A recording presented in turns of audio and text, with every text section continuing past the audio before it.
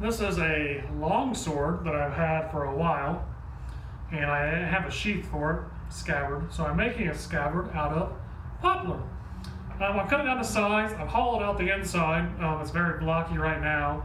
Ideally, I'll make it thinner, rounder, put a point on it, make the edge nice and curved, and then make a leather frog for it. But this is the draw test. I figured I finished the carving and routing out of the inside using chisels and a router and a lot of sandpaper.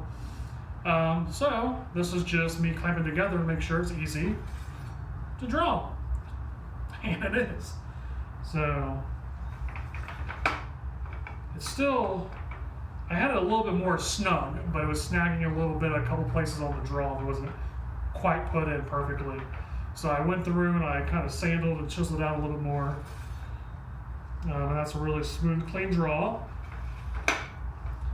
There's not too much of a little wobble, so you got a little bit of a movement, but it's actually pretty snug in there. If I need to, I can try to add a little bit of a, I don't know, maybe a little bit of focus on the end, something just to absorb some of the little shake, but I think that'll protect it. Okay.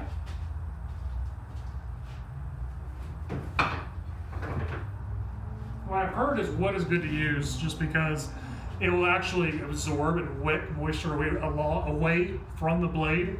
Leather holding and trapping that moisture in and causing a little bit of rust.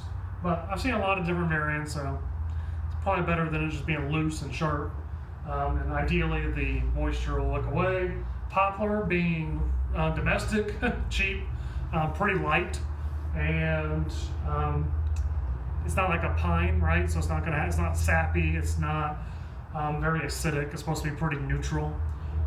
So kind of pretty non-reactive, not very oily or anything against the metal blade. So this is kind of the first step, the first usable step after all the many sub-steps of measuring, tracing, designing, and carving.